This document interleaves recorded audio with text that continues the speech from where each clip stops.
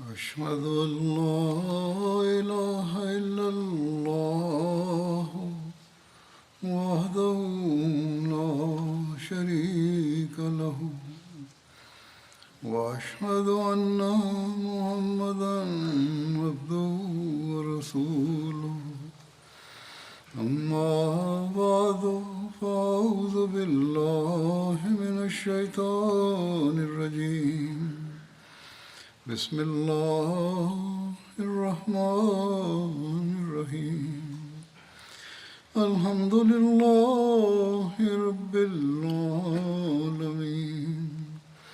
الرحمن الرحيم مالك يوم الدين إياك نعبد وإياك نستعين اهدنا الصراط المستقيم صراط الذين أنعمت عليهم غير المغضوب عليهم ولا الضالين. Er werden verhalen verteld over het leven van de heilige profeet sallallahu alaihi wasallam. Een voorval van de heilige profeet sallallahu alaihi wasallam, die de aandacht van zijn dochter en schoonzoon vestigde op het tahajjud-gebed, is als volgt vastgelegd in Sahih al-Bukhari. Hazrat Ali bin Abu Talib vertelt dat op een dag de heilige profeet sallallahu alaihi wasallam hem en zijn eigen dochter Hazrat Fatima bezocht en zei: bidden jullie beiden het gebed niet? Ik antwoordde: o boodschapper van Allah sallallahu alaihi wasallam, onze levens zijn in de handen van Allah. Hij wekt ons wanneer hij dat wil. Dit is met betrekking tot het tahajjud-gebed. Hazrat Ali zegt dat de heilige profeet sallallahu alaihi wasallam hier niet op reageerde en terugkeerde. Terwijl de heilige profeet sallallahu alaihi wasallam terugkeerde, hoorde ik hem het volgende zeggen, terwijl hij met zijn handen op zijn dij sloeg.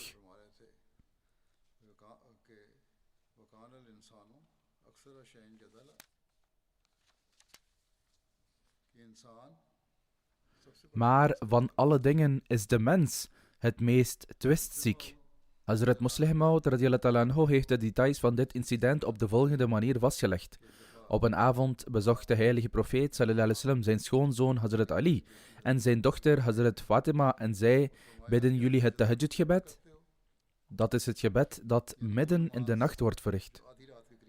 Hazrat Ali antwoordde: o boodschapper van Allah, we proberen het aan te bieden. Echter, als we door de wil van Allah blijven slapen, dan wordt het gemist. De heilige profeet sallallahu alaihi wasallam zei: je moet het tahajjud-gebed verrichten. Hij stond toen op en keerde terug naar zijn huis en op zijn weg naar buiten zei hij herhaaldelijk, waarvan de vertaling is: maar van alle dingen is de mens het meest twistziek. Dit is een vers uit de heilige Koran, wat betekent dat een persoon vaak bang is om zijn fout toe te geven en zijn fout bedekt door verschillende excuses te presenteren. Wat het betekende was dat in plaats van Hazrat Ali en Hazrat Fatima te zeggen dat ze soms een fout begaan, waarom zeiden ze dat wanneer Allah wenst dat we niet wakker worden, blijven we slapen? Waarom schreven zij hun fout toe aan Allah de Almachtige? Over dit incident zegt Hazrat Muslih Maud radiyallahu ta'ala anhu op een bepaald moment. Hazrat Ali vertelt over een voorval van hem dat vermeldt dat hij bij een gelegenheid reageerde op de heilige profeet sallallahu alaihi wasallam op een manier die een toon van argumentatie en confrontatie droeg. Maar in plaats van dat de heilige profeet sallallahu alaihi wasallam van streek was of woede vertoonde, reageerde hij op zo'n subtiele manier dat Hazrat Ali misschien genoot van de schoonheid van deze woorden tot de allerlaatste dagen van zijn leven. Bovendien was het zijn recht om er plezier aan te beleven. Zelfs vandaag de dag, wanneer een wijs persoon hoort over hoe prachtig de heilige profeet sallallahu alaihi wasallam zijn ongenoegen uitte, laat het hem verbijsterd achter. Hazrat Ali vertelt dat op een avond de heilige profeet sallallahu alaihi wasallam mij en Fatima Zahra, de dochter van de heilige profeet sallallahu alaihi wasallam, bezocht en zei: bidden jullie het tahajjud-gebed niet? Ik antwoordde: o boodschapper van Allah, ons leven ligt in de handen van Allah de Almachtige, en wanneer Hij ons wil wekken, dan wekken wij. Toen hij dit hoorde, keerde de heilige profeet sallallahu alaihi wasallam terug zonder iets te zeggen tegen mij. Toen hij zich omdraaide om te vertrekken, sloeg hij op zijn eigen dij en zei: maar van alle dingen is de mens het meest twistziek. Glorie zij Allah, hoe bijzonder was de manier waarop de heilige profeet sallallahu alaihi wasallam aan Hazrat Ali uitlegde dat hij niet op deze manier had moeten reageren.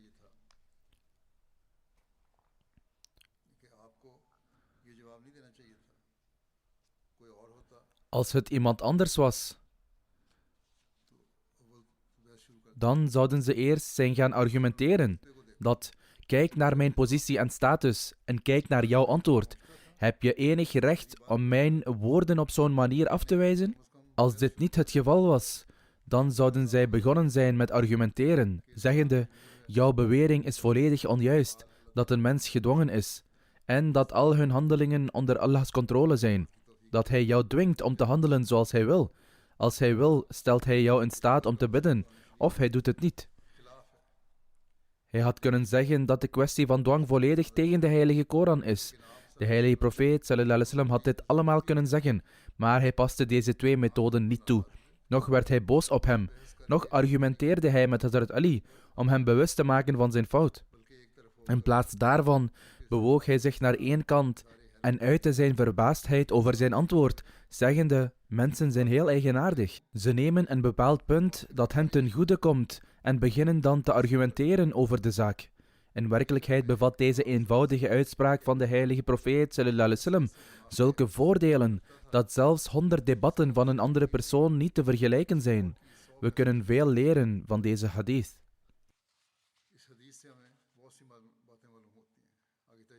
Hazrat Musleh Maud analyseert dit verder door de dingen te noemen die we leren, omdat hierdoor verschillende aspecten van de moraal van de heilige profeet sallallahu alaihi wasallam aan het licht komen, en het is gepast om ze hier te noemen.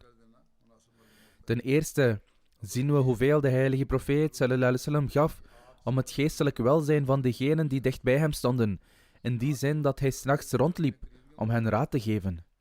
Er zijn veel mensen die zelf vroom zijn en anderen aansporen om ook vroom te zijn, maar de toestand van hun eigen huizen is erbarmelijk. Ze hebben niet eens het vermogen om de mensen van hun eigen huishouden te hervormen. Er is een bekend gezegde over zulke mensen, dat er duisternis is onder de lamp. Dit betekent dat, net zoals een lamp alles in zijn omgeving verlicht, maar de duisternis eronder blijft. Op dezelfde manier gaan deze mensen rond met het adviseren van anderen, maar ze maken zich geen zorgen of de mensen in hun eigen huizen profiteren van hun licht.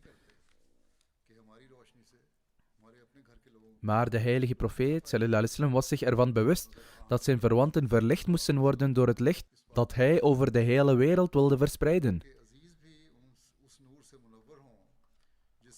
Hij zwoer deze verantwoordelijkheid op zich te nemen, waarvoor hij hen zou testen en onderwijzen. Morele hervorming van iemands verwanten is zo'n uitstekende vaardigheid, dat als deze kwaliteit niet in de heilige profeet sallallahu alaihi wasallam te vinden was, er een aanzienlijk gebrek in zijn moraal zou zijn. Maar omdat hij de meest voortreffelijke moraal bezat, werd deze vaardigheid in overvloed in hem aangetroffen. Het tweede punt dat we begrijpen is dat de heilige profeet sallallahu alaihi wasallam volledig overtuigd was van de leringen die hij aan de wereld presenteerde. En hij twijfelde geen moment aan deze leringen. Sommige mensen beweren, God verhoede het, dat de heilige profeet sallallahu alaihi wasallam deze hele onderneming in het leven heeft geroepen om de hele wereld te misleiden en zijn koninkrijk te vestigen. Dit is de bewering van de tegenstanders. Anders had hij geen openbaringen ontvangen. Sommige Orientalisten schreven dit. En de ongelovigen in de tijd van de heilige profeet sallallahu alaihi wasallam zeiden dit ook. Dit was niet het geval. Integendeel, de heilige profeet sallallahu alaihi wasallam had zo'n vaste overtuiging in zijn profeetschap en aanstelling door God, dat we geen voorbeeld hiervan vinden in de hele wereld. Want het is aan te nemen dat de heilige profeet sallallahu alaihi wasallam misschien schijnheilig handelde om zijn waarachtigheid aan de mensen te bewijzen. Maar het is niet voor te stellen dat iemand naar zijn dochter en schoonzoon gaat, vooral 's nachts, en informeert of zij zich ook bezighouden met deze vorm van aanbidding. Een gebed dat niet verplicht is gesteld, maar waarvan God het in acht nemen heeft overgelaten aan de omstandigheden van de gelovigen, waarvoor dat men midden in de nacht wakker wordt om het in acht te nemen. Dat de heilige profeet sallallahu alaihi wasallam naar buiten ging en zijn dochter en schoonzoon aanmoedigde om ook het tahajjud-gebed te verrichten, is een bewijs van zijn volledige overtuiging van de leer die hij aan de mensen wilde overbrengen. Anders zou een leugenaar die weet dat het volgen of verwerpen van zijn leer inconsequent is, nooit zijn kinderen kunnen adviseren om zich eraan te houden.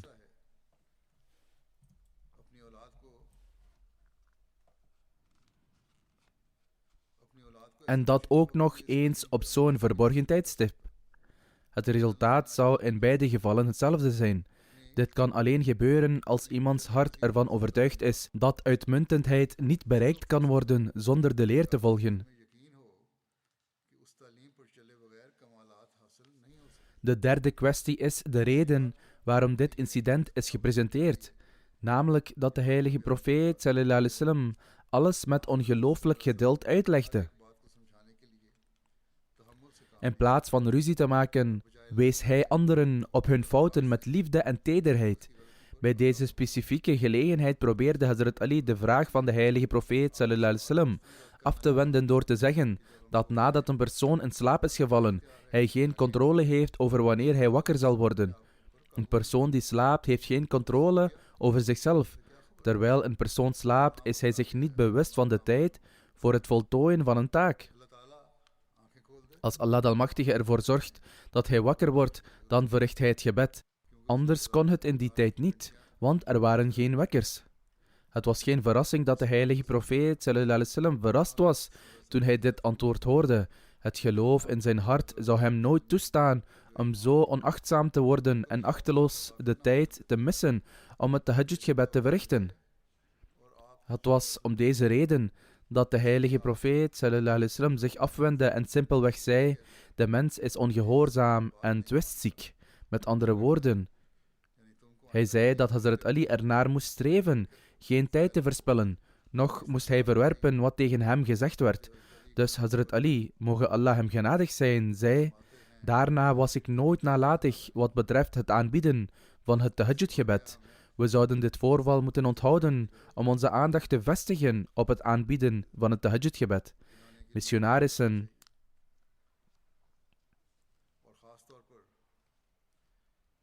Missionarissen, levend toegewijden en ambtsdragers zouden hier speciaal op moeten letten. Het zijn de gebeden die gedurende de nacht worden aangeboden, die effectief de genade van Allah de Almachtige aantrekken. En op dit moment zijn deze gebeden essentieel om de wereld van de ondergang te redden. In historische verslagen wordt ook melding gemaakt van de slag van Banu Qaynuqa, die plaatsvond in 2 Hijri. Hierover staat opgetekend dat nadat de heilige profeet sallallahu alaihi wasallam naar Medina migreerde, dan gelovigen van Arabië in 3 groepen uiteenvielen. De eerste groep bestond uit degenen met wie de heilige profeet sallallahu alaihi wasallam een vredesverdrag sloot, op voorwaarde dat zij geen oorlog zouden voeren tegen de heilige profeet sallallahu alaihi wasallam, noch zijn vijanden tegen hem zouden steunen.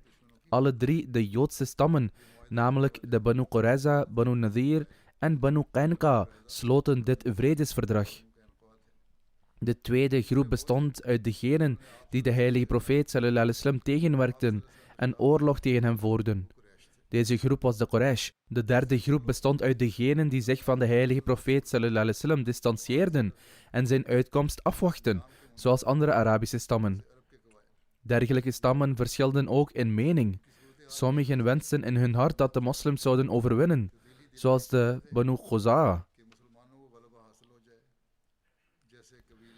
Sommigen geloofden in het tegendeel, zoals de mensen van Banu Bakr. Er waren ook stammen die aan de kant van de moslims leken te staan, maar hun vijanden heimelijk steunden. Zulke mensen behoorden tot de huichelaars, tot de hypocrieten. Toen de heilige profeet sallallahu alaihi wasallam in Medina aankwam, sloot hij vredesakkoorden met alle Joodse mensen. Er was een schriftelijke overeenkomst tussen de heilige profeet sallallahu alaihi wasallam en de Joodse stammen. De stammen sloten zich aan bij hun bondgenoten en er werden vredesverdragen gesloten tussen hen en de heilige profeet sallallahu alaihi wasallam. Er waren veel voorwaarden in deze vredesverdragen. Eén daarvan was dat zij de vijanden van de heilige profeet sallallahu alaihi wasallam niet tegen hem zouden steunen. Dit was met betrekking tot de vredesverdragen. Wat betreft de Banu Qaynuqa en hun rol in het verspreiden van wanorde, is het opgetekend in historische verslagen. Ibn Ishaq zegt dat er een oudere man was met de naam Shath bin Qais, die grote vijandschap en wrok koesterde in zijn hart tegen de moslims. Op een keer waren enkele metgezellen van de Aus en Khazraj stammen aan het discussiëren in een bijeenkomst. Shath bin Qais passeerde hen, toen hij merkte dat zij dankzij islam hun wederzijdse vijandschap uit de tijd van onwetendheid hadden overwonnen en nu in liefde en vrede bij elkaar zaten, ontstak hij in jaloezie. In een opwelling zei hij: Banu Qayla, zich richten tot de leiders van de Aus en Khazraj die verenigd waren. Bij Allah, als de nobele mensen van de Aus en Khazraj verenigd zijn, dan kunnen wij hier niet onder hen verblijven.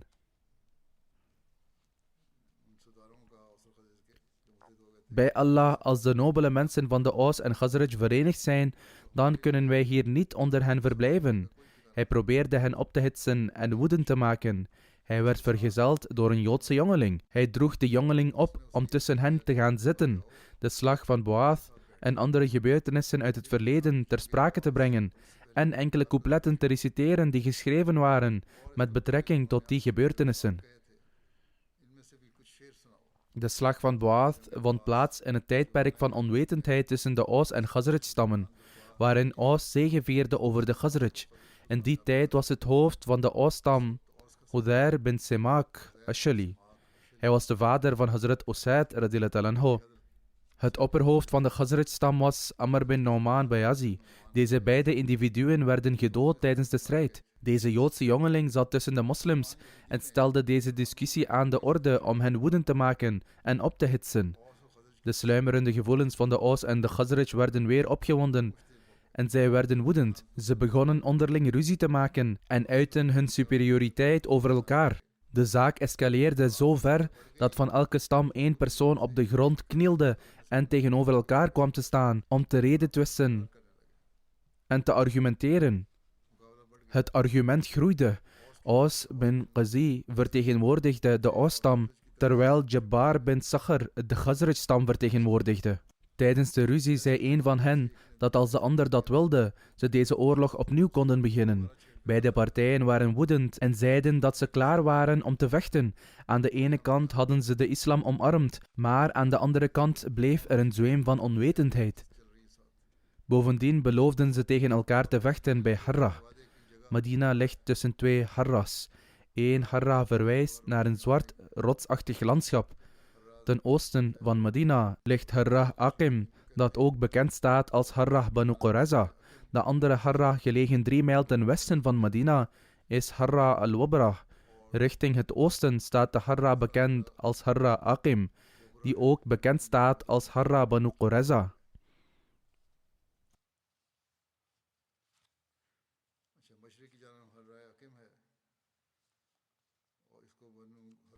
De andere Harrah is Harrah al-Wabrah, die naar het westen ligt. Er is er 1 richting het oosten en 1 richting het westen.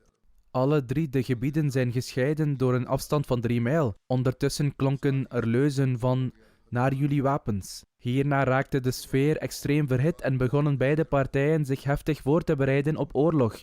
Toen de afgesproken tijd aanbrak, gingen mensen van beide stammen op weg naar Harra. Het was goed mogelijk dat er een bloedige strijd zou uitbreken, maar Allah de Almachtige wilde dat het nieuws hiervan de heilige profeet sallallahu alaihi wasallam bereikte.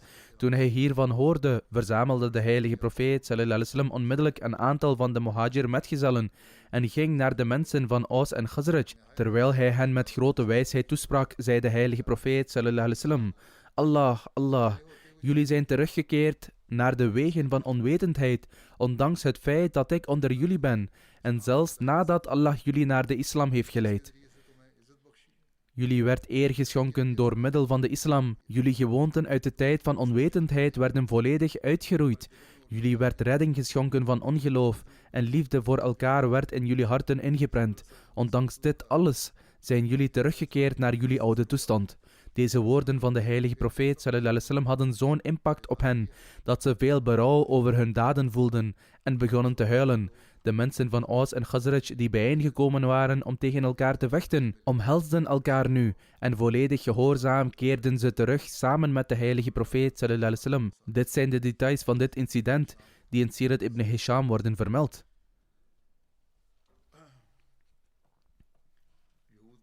Over de Joden die de voorwaarden van hun verdrag schonden, staat geschreven dat toen Allah de Almachtige de moslims een buitengewone overwinning schonk in de slag bij Badr, de opstandige houding van de Joden duidelijk werd.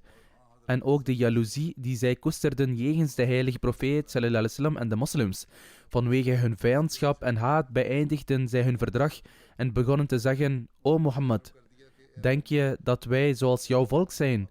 Laat je niet misleiden, want jij hebt tegen een volk gevochten dat de kunst van het oorlogvoeren niet beheerst. Dus jij was in staat om hen te overwinnen. Met andere woorden, zij verwezen naar de slag bij Badr, waarbij de moslims de ongelovigen van Mekka versloegen. Maar wij zijn moedig. Bij God, als jullie tegen ons strijden, dan zullen jullie merken dat wij echte mensen zijn. Van de 3 Joodse stammen was de Banu Qaynuqa de eerste die hun verdrag verbrak en verraad pleegde.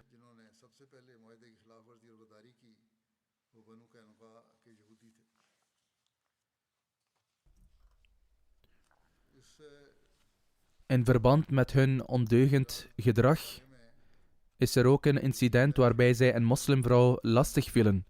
Er staat geschreven dat naast hun vijandschap jegens de heilige profeet sallallahu alaihi wasallam een ander incident plaatsvond, dat de vrouw van een Ansari-metgezel haar handelswaar naar een marktplaats van de Banu Qaynuqa bracht, die bestond uit vee zoals kamelen en geiten, zodat ze het kon verkopen en er winst uit kon halen.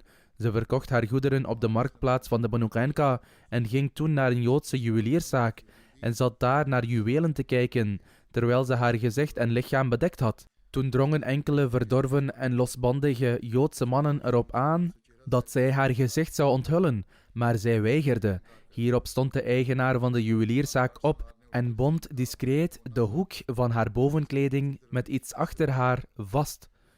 Volgens een ander verhaal staat er dat hij een deel van haar bovenkleding met een spijker of een doorn vastmaakte. De vrouw was zich hier totaal niet van bewust en toen ze opstond om weg te gaan, kwam haar gewaad los, omdat het ergens aan vastgebonden was en onthulde zo haar lichaamsdelen. En de Joden begonnen hierom te lachen. Door deze onzedelijke daad begon de dame te schreeuwen. Er liep een moslimman voorbij. Zodra hij deze ondeugende daad van de Joden zag, sprong hij op de Joodse juwelier af en doodde hem met zijn zwaard. Hierop vielen de Joden de moslim aan en doodden hem. Na dit incident waren de moslims erg boos op de Banu Qaynuqa.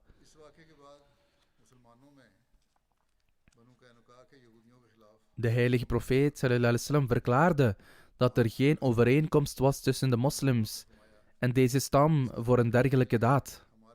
Hierop verklaarde Hazrat Ubadah bin Samit radiyallahu anhu: O boodschapper van Allah sallallahu alaihi wasallam, ik ben met Allah, zijn boodschapper sallallahu alaihi wasallam, en de moslims, en ik neem geen verantwoordelijkheid meer voor dit verdrag.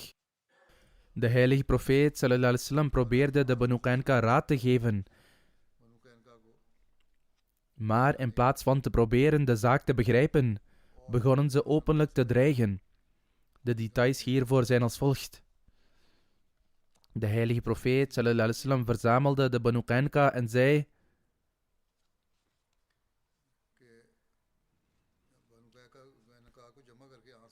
O groep van Joden, streef ernaar om jezelf te redden van de vernietiging die Allah zal laten neerdalen, net zoals hij deed met de Quraysh ter gelegenheid van Badr. Toon dus gehoorzaamheid, want jullie weten dat ik van Allah de Almachtige ben en dat ik zijn boodschapper ben. En deze waarheid vinden jullie in jullie boek en in het verbond dat Allah met jullie sloot.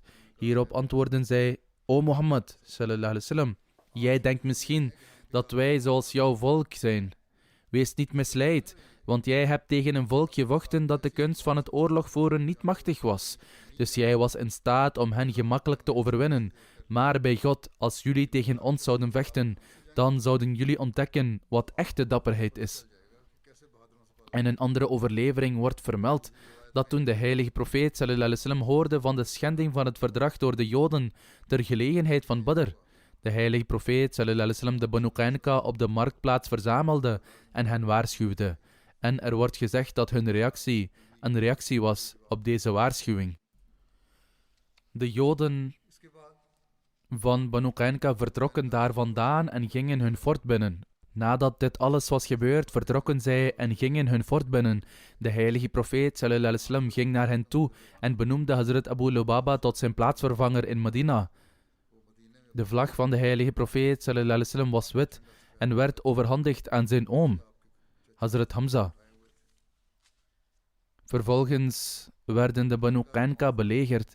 Met betrekking tot de details wordt vermeld dat de heilige profeet sallallahu alaihi wasallam de Joden van Banu Qaynuqa 15 dagen lang streng belegerde. Hij vertrok voor deze expeditie op 15 Shawwal en bleef daar tot de nieuwe maan van Dhul Qa'da. Allah de Almachtige boezemde ontzag in de harten van de Banu Qaynuqa voor de moslims. Van de Banu Qaynuqa werden 400 krijgers ingezet voor de bescherming van het fort en 300 waren gekleed in harnassen. Uiteindelijk raakten de Joden gefrustreerd door de belegering en stuurden een verzoek naar de heilige profeet sallallahu alaihi wasallam dat als hij hen een veilige doorgang zou verlenen, zij Medina voor altijd zouden verlaten. Ze vroegen om hun vrouwen en kinderen te sparen en dat ze hun rijkdommen en bezittingen zouden achterlaten. Dit was inclusief al hun bezittingen en wapens enzovoort. De heilige profeet sallallahu alaihi wasallam accepteerde dit voorstel en beval hen Medina te verlaten. Dit is vermeld in Siratul Halabiyah. In de meeste biografieën van de heilige profeet sallallahu alaihi wasallam staat een verhaal over Abdullah bin Ubay bin Sulul, waarin staat dat hij de heilige profeet sallallahu alaihi wasallam vele malen bezocht. Aangezien hij een bondgenoot van de Banu Qaynuqa was, probeerde hij voortdurend te bemiddelen namens de Banu Qaynuqa en smeekte hij de heilige profeet sallallahu alaihi wasallam op verschillende manieren in de hoop dat hij de Banu Qaynuqa zou vergeven, hen niet zou doden en hen zou toestaan om te vertrekken. Uit deze vertelling wordt de indruk gewekt dat de heilige profeet sallallahu alaihi wasallam had besloten om hen te doden. Maar dankzij het voortdurende smeken van Abdullah bin Ubay werden ze vergeven. Dit is echter onjuist. De heilige profeet sallallahu alaihi wasallam heeft nooit de intentie gehad om een van hun vrouwen of kinderen of een van hen te doden. In werkelijkheid zijn verhalen zoals deze twijfelachtig. Een historicus genaamd Sayyid Barakat Ahmed, die een oordeel velt over dit soort verhalen, schrijft in zijn boek: nadat de Joden hun wapens hadden neergegooid, toen Abdullah bin Ubay naar de heilige profeet sallallahu alaihi wasallam kwam en zei: ga alstublieft vriendelijk met mijn mannen om, antwoordde de heilige profeet sallallahu alaihi wasallam: mogen je te gronde gaan, verlaat mij. Abdullah bin Ubay antwoordde: absoluut niet. Bij God, ik zal je niet laten gaan voordat je me verzekert dat je vriendelijk met mijn mensen omgaat. Zul je hen doden?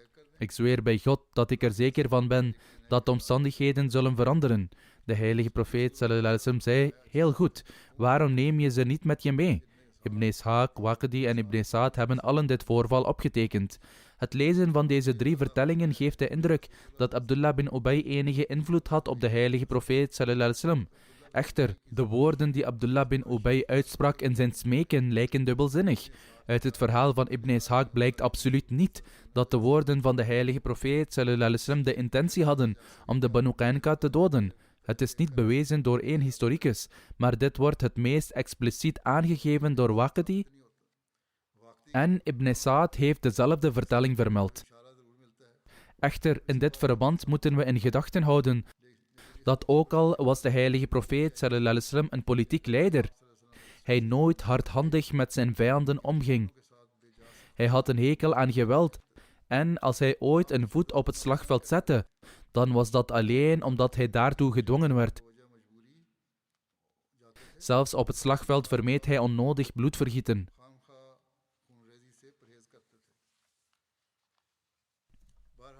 Desondanks belegerden zij en de Banu Qaynuqa zochten zijn bescherming. Het was om deze reden dat de Banu Qaynuqa verbannen werden.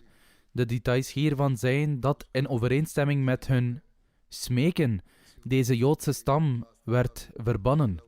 De heilige profeet sallallahu alaihi wasallam benoemde Ubadah bin Samit om toezicht te houden op de regelingen van hun verbanning en gaf hen 3 dagen uitstel om Medina te verlaten. En zo verlieten zij Medina binnen 3 dagen. Volgens een verhaal vroegen de Joden om meer tijd, maar de heilige profeet sallallahu alaihi wasallam gaf hen zelfs geen uur meer en stuurde hen weg onder zijn eigen toezicht. Ze verlieten Medina en gingen richting Azriyat, de naam van een stad in de Levant. Volgens een overlevering was Hazrat Mohammed bin Maslama aangesteld om toezicht te houden op hun verbanning. Het is heel goed mogelijk dat beiden waren aangewezen om toezicht te houden op de regelingen. Desalniettemin, toen de Joden vertrokken, werden er veel wapens gevonden. Dit komt omdat zij van de Joodse stammen het rijkst waren en ook het dapperst en het meest bedreven in oorlogvoering. Uit de wapens koos de heilige profeet sallallahu alaihi wasallam 3 bogen, 2 maaienkolders, 3 zwaarden en 3 speren voor zichzelf. De namen van de bogen waren Qutum, Roha en Baida. Qutum werd gebroken in de slag bij Uhud. De 2 maaienkolders werden Saghtiya en Fidda genoemd. Daarnaast waren er 3 speren en 3 zwaarden. 1 zwaard heette Wali, de andere was Batar, terwijl de derde geen naam had. Dit is verhaald in Siratul Halabiyah. Over de expeditie van Banu Qaynuqa staat geschreven in het leven en karakter van het zegel der profeten. Toen de heilige profeet sallallahu alaihi wasallam migreerde van Mekka en aankwam in Medina, waren er 3 stammen onder de Joden die Medina op dat moment bewoonden. Hun namen waren de Banu Qaynuqa, Banu Nadir en Banu Qurayza. Zodra de heilige profeet sallallahu alaihi wasallam naar Medina kwam, sloot hij vredes- en veiligheidsverdragen met deze stammen en legde de basis voor een vreedzaam en harmonieus samenleven. Op grond van de overeenkomst waren alle partijen verantwoordelijk voor het handhaven van vrede en veiligheid in Medina. En als een buitenlandse vijand Medina zou aanvallen, was iedereen collectief verantwoordelijk voor de verdediging ervan. In het begin conformeerden de Joden zich aan het verdrag en veroorzaakten tenminste openlijk geen conflicten met de moslims. Toen ze echter merkten dat de moslims steeds sterker werden in Medina, begonnen zij hun houding te veranderen en besloten ze vastberaden om een einde te maken aan deze groeiende macht van de moslims. Om dit te bereiken begonnen ze allerlei wettige en onwettige listen te gebruiken. Zoveel zelfs dat ze zich niet weerhielden van een poging om verdeeldheid te zaaien onder de moslims en zo een burgeroorlog te ontketenen. Zo is er een verhaal dat op een keer een grote groep mensen van de stammen van de Aus en Khazraj bij elkaar zaten en met liefde en harmonie met elkaar spraken, toen een ondeugende Jood deze bijeenkomst bereikte en over de slag van Boath begon. Dit was de gruwelijke oorlog die plaatsvond tussen deze 2 stammen een paar jaar voor de migratie en waarin veel mensen van de Aus en Khazraj werden gedood door de handen van elkaar. Zodra deze oorlog werd genoemd, werden herinneringen aan het verleden opgefrist en taferelen van oude vijandschap zich voor de ogen van verschillende emotionele mensen af te spelen. Het resultaat was dat van satirische opmerkingen, hoon en laster de zaak zo escaleerde dat beide partijen zich in dezelfde bijeenkomst op het scherpst van de snede bevonden. Godzijdank werd de heilige profeet sallallahu alaihi wasallam echter tijdig gewaarschuwd en hij kwam onmiddellijk ter plaatse met een gemeenschap van de Muhajirin en kalmeerde beide partijen. En hij berispte hen, ook zeggende: volgen jullie een weg van onwetendheid terwijl ik onder jullie ben? Jullie hechten geen waarde aan Gods gunst, dat hij jullie door de islam tot broeders heeft gemaakt. De Ansar waren zo ontroerd door deze vermaning dat hun ogen begonnen te tranen en ze begonnen elkaar te omhelzen, terwijl ze berouw toonden over hun daad. Toen de slag bij Badr had plaatsgevonden en Allah de Verhevene in zijn genade een overtuigende overwinning aan de moslims schonk, ondanks dat zij met weinigen waren en zonder middelen, over een zeer woest leger van de Quraysh en de vooraanstaande leiders van Makka tot stof waren vermengd, gingen de Joden van Medina in vlammen op van jaloezie. Zij begonnen de moslims openlijk met vijnige opmerkingen te bestoken en beweerden in het openbaar op bijeenkomsten: wat zou het dan toch zijn dat jullie het leger van de Quraysh verslagen hebben? Laat Mohammed sallallahu alaihi wasallam tegen ons vechten en wij zullen hem laten zien hoe oorlogen gevoerd worden. Dit escaleerde zo ver dat ze op een bijeenkomst zelfs zulke woorden uitspraken in de aanwezigheid van de heilige profeet sallallahu alaihi wasallam. Als zodanig is er een verhaal dat na de slag bij Badr, toen de heilige profeet sallallahu alaihi wasallam op een dag terugkeerde naar Medina, hij de Joden verzamelde en hen vermaande, en terwijl hij zijn claim presenteerde, hen uitnodigde tot de islam. De leiders onder de Joden reageerden op deze vreedzame en sympathieke toespraak van de heilige profeet sallallahu alaihi wasallam met de volgende woorden: O Mohammed sallallahu alaihi wasallam, het lijkt erop dat je misschien arrogant bent geworden na het doden van een paar Quraysh. Die mensen waren onervaren in de kunst van het oorlog voeren. Als jullie tegen ons zouden vechten, dan zouden jullie de ware aard van de krijgers leren kennen. De Joden berusten niet alleen op een dreigement. Het lijkt er zelfs op dat ze complotten begonnen te smeden om de heilige profeet sallallahu alaihi wasallam te vermoorden. Er is een overlevering dat in die tijd, toen een trouwe metgezel met de naam Talha bin Bara radiyallahu anhu op het punt stond te overlijden, hij naliet dat, als ik 's nachts sterf, de heilige profeet sallallahu alaihi wasallam niet op de hoogte mag worden gesteld van mijn dood, opdat de heilige profeet sallallahu alaihi wasallam geen ongeluk overkomt door toedoen van de Joden vanwege mij. Daarom begonnen de Joden na de slag bij Badr openlijk onheil te stoken, en onder de Joden van Medina, aangezien de Banu Qaynuqa het machtigst en stoutmoedigst waren zij het die als eersten het verdrag begonnen te schenden. Als zodanig schrijven historici: onder de Joden van Medina waren de Banu Qaynuqa de eersten die het verdrag verbraken dat tussen hen en de heilige profeet sallallahu alaihi wasallam was geregeld.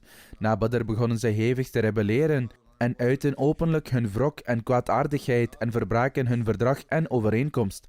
Maar ondanks dergelijke gebeurtenissen toonden de moslims onder leiding van hun meester op alle mogelijke manieren geduld en lieten zij zich in geen enkel opzicht de leiding ontnemen. Het is verhaald in een hadith dat na het verdrag dat was geregeld met de Joden, de heilige profeet sallallahu alaihi wasallam zelf speciale zorg zou dragen om hun gevoelens te beschermen. Van hun kant uiten zij vijandschap, maar de heilige profeet sallallahu alaihi wasallam zou nog steeds hun gevoelens beschermen. Op een keer brak er een ruzie uit tussen een moslim en een Jood. De Jood beweerde de superioriteit van Mozes alayhi boven alle andere profeten. De metgezel was hierdoor woedend en hij behandelde deze persoon enigszins hardvochtig, waarop hij antwoordde dat de heilige profeet sallallahu alaihi wasallam de meest superieure van alle boodschappers was. Toen de heilige profeet sallallahu alaihi wasallam hiervan op de hoogte werd gesteld, was hij ontstemd en berispte de metgezel zeggende: het is niet jouw taak om te gaan spreken over de superioriteit van Gods boodschappers in vergelijking met elkaar. Toen noemde de heilige profeet sallallahu alaihi wasallam een gedeeltelijke superioriteit van Mozes alayhi salam en troostte de Jood. Maar ondanks dit liefdevolle gedrag van de heilige profeet sallallahu alaihi wasallam bleven de Joden escaleren in hun onheil. Uiteindelijk waren het de Joden die een oorzaak van oorlog creëerden en hun oprechte vijandigheid kon niet worden getemd. Wat er gebeurde was dat een moslimvrouw naar de winkel van een Jood op de markt ging om wat goederen te kopen, zoals al in detail is vermeld. Een paar kwaadaardige Joden die toen in de winkel zaten, begonnen haar op de meest ondeugende manier lastig te vallen. En zelfs de winkelier zelf beging de slechte daad dat hij, terwijl de vrouw het niet wist, de onderste hoek van haar rok aan de mantel op haar rug vastmaakte met een doorn of iets dergelijks. Als gevolg hiervan, toen de dame opstond om weg te gaan vanwege hun onbeschofte gedrag, werd het onderste deel van haar lichaam blootgesteld, waarop de Joodse winkelier en zijn handlangers in lachen uitbarsten. Woedend schreeuwde de moslimvrouw en riep om hulp. Toevallig was er een moslim in de buurt. Hij stormde naar haar toe en tijdens een woordenwisseling werd de Joodse winkelier gedood. Hierop werd de moslim vanuit alle richtingen overladen met zwaarden en deze opmerkelijk verontwaardigde moslim werd gedood. Toen de moslims in nationale verontwaardiging op de hoogte werden gebracht van deze gebeurtenis, vergoten hun ogen van woede met bloed. Aan de andere kant verzamelden de Joden, die van dit voorval een excuus wilden maken om te vechten, zich in de vorm van een menigte, en er braken rellen uit. Toen de heilige profeet sallallahu alaihi wasallam hiervan op de hoogte werd gesteld, verzamelde hij de leiders van de Banu Qainqa en legde uit dat zulk gedrag niet gepast was. Kijk maar naar de manier waarop de heilige profeet sallallahu alaihi wasallam reageerde en de situatie probeerde te kalmeren. Hij zei dat zij zich van zulk onheil moesten onthouden en God moesten vrezen. In plaats van teleurstelling en berouw te tonen, reageerden ze met zeer weerspannige antwoorden en herhaalden ze hun eerdere dreigement dat: word niet arrogant over jullie overwinning bij Badr. Wanneer jullie tegen ons zullen strijden, zullen jullie de ware soort van strijders leren kennen. De heilige profeet sallallahu alaihi wasallam, die geen andere keus had, vertrok met een leger van metgezellen naar de vestingen van de Banu Qainqa. Dit was de laatste kans voor hen om berouw te tonen over hun daden. Toen de heilige profeet sallallahu alaihi wasallam vertrok, zelfs als ze vergiffenis hadden gevraagd, dan zou de zaak zijn afgedaan.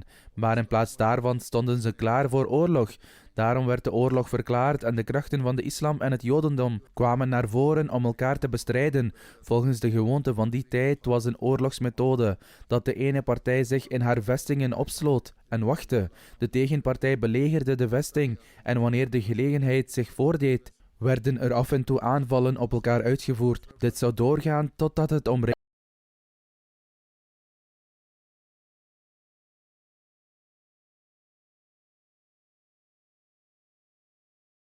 of omdat ze niet in staat waren de kracht op te brengen om de aanval af te slaan, zou de belegerde macht de poorten van hun fort openen en zichzelf overgeven aan de overwinnaars. Bij deze gelegenheid gebruikten de Banu Qainqa dezelfde tactiek en sloten zichzelf op in hun eigen vestingen. De heilige profeet sallallahu alaihi wasallam belegerde hen en deze belegering duurde 15 dagen zonder mankeren. Uiteindelijk, toen alle kracht en arrogantie van de Banu Qainqa was verbijzeld, openden zij de poorten van hun forten op voorwaarde dat, hoewel hun rijkdommen aan de moslims zouden toebehoren, hun levens en families gespaard zouden blijven. De heilige profeet sallallahu alaihi wasallam accepteerde deze voorwaarden, hoewel volgens de Mosaïsche wet al deze mensen ter dood gebracht konden worden. En volgens de oorspronkelijke overeenkomst had het oordeel van de Mosaïsche wet over hen uitgesproken moeten worden. Maar omdat dit de eerste misdaad was die door deze natie werd begaan, zou de barmhartige en vergevensgezinde gezindheid van de heilige profeet sallallahu alaihi wasallam nooit geneigd kunnen zijn tot een extreme straf die alleen als laatste redmiddel zou moeten worden opgelegd. Echter, aan de andere kant, het toestaan van zo'n verraderlijke en opstandige tam om in Medina te blijven, was niet minder dan het voeden van een slang in het gras, vooral wanneer een groep hypocrieten van onder de Aus en Khazraj al aanwezig waren binnen Medina, en van buitenaf ook. De oppositie van het hele Arabië had de moslims zeer verontrust. In deze omstandigheden was het enige oordeel dat de heilige profeet sallallahu alaihi wasallam kon vellen, dat de Banu Qainqa Medina moesten verlaten. In vergelijking met hun misdaad en rekening houdend met de omstandigheden van die tijd was dit een zeer milde straf. Bovendien was het doel van deze straf de veiligheid van Medina. Toch was het voor de nomadische stammen van Arabië niets bijzonders om van de ene plaats naar de andere te verhuizen, vooral wanneer een stam geen bezettingen had in de vorm van land- en boomgaarden. En de Banu Qainqa hadden er geen. De hele stam kreeg de kans om de ene plaats te verlaten en zich ergens anders te vestigen, in alle rust en veiligheid. De Banu Qainqa verlieten Medina dus heel vredig en vestigden zich in de richting van Syrië.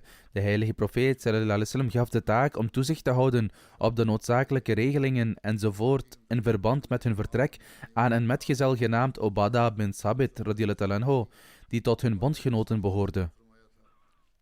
Ubadah bin Samit escorteerde de Banu Qainqa voor een paar manzils en nadat hij hen veilig had weggestuurd, keerde hij terug. De buit die de moslims bemachtigden bestond alleen uit wapens en instrumenten van hun beroep, dat van goudsmid.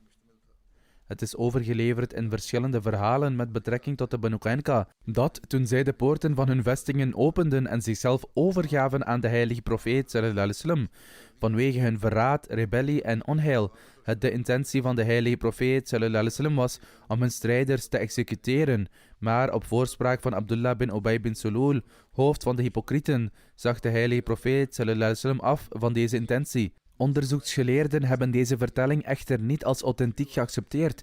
De reden hiervoor is dat wanneer andere vertellingen expliciet vermelden dat de Banu Qainqa hun poorten openden op voorwaarde dat hun levens en die van hun families gespaard zouden blijven, het absoluut onmogelijk is om te accepteren dat de heilige profeet sallallahu alaihi wasallam na het accepteren van deze voorwaarden een andere koers zou volgen. Het is zelfs zo dat zelfs de voorwaarden die de Banu Qainqa stelden, dat hun levens gespaard zouden worden, aantoont dat zij zelf wisten dat hun terechte straf de dood was. Ze deden echter een beroep op de barmhartigheid van de heilige profeet sallallahu alaihi wasallam en zij waren bereid de poort van hun vesting te openen nadat zij de verzekering hadden gekregen dat zij niet de doodstraf zouden krijgen. Maar hoewel de heilige profeet sallallahu alaihi wasallam hen vergaf vanwege zijn barmhartige inborst, lijkt het alsof deze mensen het in de ogen van God de verhevene niet langer waard waren om op aarde in leven te worden gelaten vanwege hun slechte daden en misdaden. Als zodanig is er een verhaal dat minder dan een jaar was verstreken sinds de verhuizing van deze mensen naar hun plaats van ballingschap, dat er een epidemie onder hen uitbrak, waarbij de hele stam het slachtoffer werd en tot stof werd vermengd. Er is een klein meningsverschil over de datum van de expeditie van Banu Qainqa. Waqidi en Ibn Sa'd hebben verklaard dat deze plaatsvond in Shawwal 2 Hijri, en hedendaagse historici hebben dit voornamelijk gevolgd. Ibn Ishaq en Ibn Hisham hebben het echter geplaatst na de Ghazwa van Sawiq, waarvan bevestigd is dat deze plaatsvond in de maand Dhul Hijjah 2 Hijri. Een aanwijzing wordt ook gevonden in een overlevering van hadith die vaststelt dat de Ghazwa van Banu Qainqa plaatsvond na de Rukhsatana, na de afscheidsceremonie van Hazrat Fatima radhiyallahu anha. In deze overlevering wordt vermeld dat om de kosten van de walima te regelen, stelde Hazrat Ali voor om een Joodse goudsmid van de Banu Qainqa mee te nemen en naar het bos te gaan, zodat hij wat gras, bekend als idghar, zou kunnen bemachtigen, om het vervolgens te verkopen aan de goudsmeden van Medina. Dit bewijst dat tot de Rukhsatana van Hazrat Fatima, die volgens alle historici plaatsvond rond Dhul Hijjah 2 Hijri, de Banu Qainqa nog steeds aanwezig waren in Medina. Het is op basis van deze redenen, Hazrat Mirza Bashir Ahmed Sahib zegt, het is op basis van deze redenen dat ik de Ghazwa van Banu Qainqa aan het eind van 2 Hijri heb geplaatst, na de Ghazwa van Sawiq en de Rukhsatana van Hazrat Fatima radhiyallahu anha. Bij deze gelegenheid zou het ook gepast zijn om te vermelden dat Mr. Maigluth bij het beschrijven van de oorzaak die leidde tot de Ghazwa van Banu Qainqa zelf een zeer vreemde en ongewone theorie heeft verzonnen, waarin geen enkel verhaal naar wordt verwezen. Er is een verhaal in Bukhari dat Hazrat Hamza in een staat van dronkenschap, tot dan toe was drinken nog niet verboden, hij 2 kamelen van Hazrat Ali doodde, die hij had gekregen van de buit van Badr. Door dit aparte incident te koppelen aan de Ghazwa van Banu Qainqa zonder enig historisch bewijs, schrijft Mr. Maigluth dat de heilige profeet sallallahu alaihi wasallam de stam van Banu Qainqa binnenviel, zodat de buit het verlies van Hazrat Ali zou compenseren. Hij verbond dit ongefundeerde verslag. Dergelijke vermetelheid in historisch schrijven is misschien een prestatie die voor zichzelf spreekt. Dan is de ironie dat de heer Maigluth zelf het feit accepteert dat hij dit heeft geschreven op basis van zijn eigen speculatie. Dat betekent dat hij geen referenties had, maar dat het gebaseerd was op zijn eigen speculaties. Er was geen andere reden om oorlog te voeren tegen de stam, behalve voor 2 kamelen. Hun denkwijze is erg vreemd. De boosaardigheid en wrok die Orientalisten en niet-moslimhistorici koesteren ten opzichte van de islam is zo groot, dat ze gemakkelijk een compleet vervormde versie van de islamitische geschiedenis presenteren. En dit is in veel gevallen te zien. Desalniettemin zullen de andere verslagen die hierop betrekking hebben in de toekomst worden vermeld, als God het wil. Ik wil jullie allemaal eraan herinneren om te bidden in het licht van de huidige situatie in de wereld. Als gevolg van de oorlog tussen Hamas en Israël blijven de martelaren van onschuldige Palestijnse vrouwen en kinderen toenemen. De snelheid waarmee de oorlogsomstandigheden toenemen en het beleid dat Israël en de grote regeringen van de wereld aannemen, maken een wereldoorlog tot een dreigende realiteit. Nu hebben de leiders van sommige moslimlanden openlijk verklaard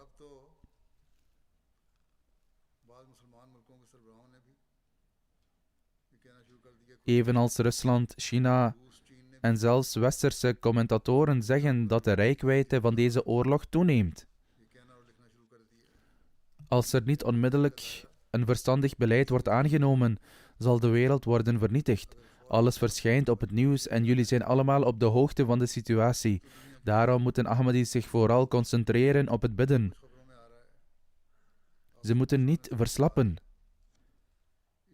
Tenminste 1 prostratie, 1 sajda in elk gebed, of tenminste 1 prostratie in 1 van de gebeden moet besteed worden aan smeekbeden voor deze situatie. In geen enkel westers land is er een leider die in deze zaak rechtvaardig wil handelen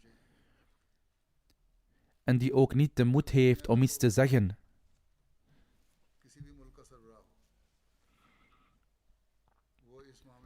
Ahmadis moeten zich niet mengen in discussies over welke leider van welk land goed is en welke niet.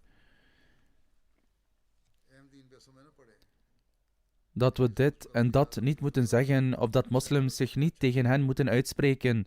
Dit is allemaal zinloos, zolang iemand niet de moed heeft om te proberen een einde te maken aan deze oorlog, is hij of zij verantwoordelijk voor het leiden van de wereld naar de ondergang. Daarom moet men naast het gebed proberen de boodschap om zich heen te verspreiden, dat er een einde moet komen aan onrechtvaardigheden. Als een Ahmadi connecties heeft met mensen, dan moeten zij dit aan hen uitleggen. Dit is moed. Dit is de standaard van het gehoorzamen van de geboden van Allah de Almachtige. Vertegenwoordigers van de Israëlische regering zeggen dat Hamas hun onschuldige burgers heeft gedood en daarom zullen ze wraak nemen. Maar nu heeft deze wraak alle grenzen overschreden. Er zijn 4 tot 5 keer meer Palestijnse levens verloren gegaan dan het gerapporteerde aantal Israëlische slachtoffers. Als het hun doel is om Hamas uit te roeien, zoals ze beweren, dan zouden ze rechtstreeks met hen moeten vechten. Waarom hebben ze het gemunt op vrouwen, kinderen en ouderen? Bovendien hebben ze burgers beroofd van water, voedsel en medische hulp. Dit is waar al hun claims over mensenrechten en de oorlogsregers van deze naties op stuk lopen.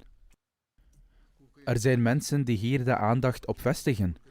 Zo zei de voormalige Amerikaanse president Obama onlangs dat zelfs als er oorlog moet worden gevoerd, dit volgens de regels van de oorlog moet gebeuren en dat burgers geen onrecht mag worden aangedaan.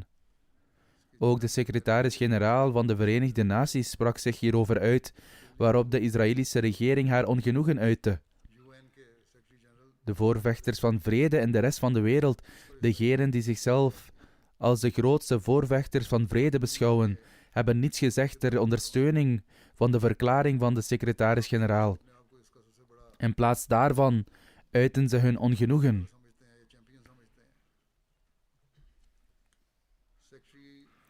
Hoe dan ook, de situatie is precair en wordt steeds precairder. De westerse media promoten actief één kant van het verhaal en plaatsen het verhaal van de andere kant kort in een hoekje. Onder de vrouwen die onlangs door Hamas werden bevrijd, was er bijvoorbeeld een vrouw die zei dat ze goed behandeld werd tijdens haar gevangenschap. Dit rapport werd in een hoekje begraven en een andere verklaring dat gevangenschap onder Hamas een hel was, haalde voortdurend de krantenkoppen. Rechtvaardigheid vereist dat de hele situatie wordt gepresenteerd, zodat de wereld zelf kan bepalen wie de onderdrukker is, wie de onderdrukte, in hoeverre deze oorlog gerechtvaardigd is en wanneer het moet eindigen. Daarom moet de hele situatie aan de wereld worden gepresenteerd, niet alleen eenzijdige meningen. In elk geval moeten we ons veel richten op gebeden. We moeten er samen met gebeden naar streven om een einde te maken aan onrechtvaardigheden in onze eigen kring. We moeten bidden voor de onderdrukte moslims en dat de moslimregeringen in staat zijn om met een alomvattend en blijvend plan te komen.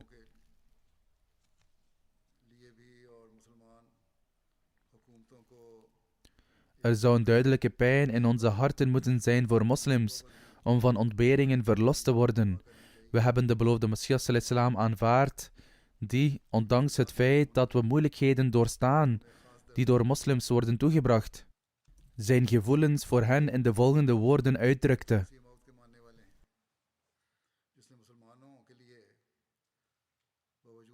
तकलीफें हमें पहुंचती रहती हैं इनसे अपने जज्बात का इजहार यूं किया O mijn hart, wees bedacht op deze mensen, want zij beweren liefde voor mijn profeet te hebben. ए दिल तू इन लोगों का लिहाज रख Onze liefde voor de heilige profeet sallallahu alaihi wasallam vereist dus dat we veel bidden voor de moslims. Mogen Allah de Almachtige ons daartoe in staat stellen en mogen Allah de moslims en de hele wereld begrip schenken. बहुत दुआ करें अल्लाह ताला हमें इसकी तौफीक भी दे और मुसलमानों को भी और दुनिया को अकल भी दे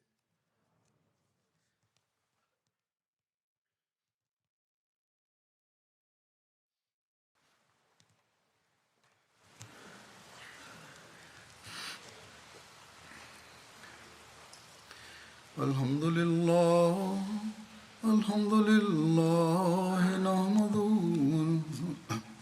الحمد لله نحمده ونستعينه ونستغفره ونؤمن به ونتوكل عليه ونعوذ بالله من شرور أنفسنا ومن سيئات أعمالنا من يهده الله فلا مضل له ومن يضلل فلا هادي له ونشهد أن لا إله إلا الله ونشهد أن محمدا عبده ورسوله عباد الله رحمكم الله إن الله يأمر بالعدل والإحسان وإيتاء ذي القربى وينهى عن الفحشاء والمنكر والبغي يعظكم لعلكم تذكرون واذكروا الله يذكركم وادعوه يستجب لكم ولذكر الله أكبر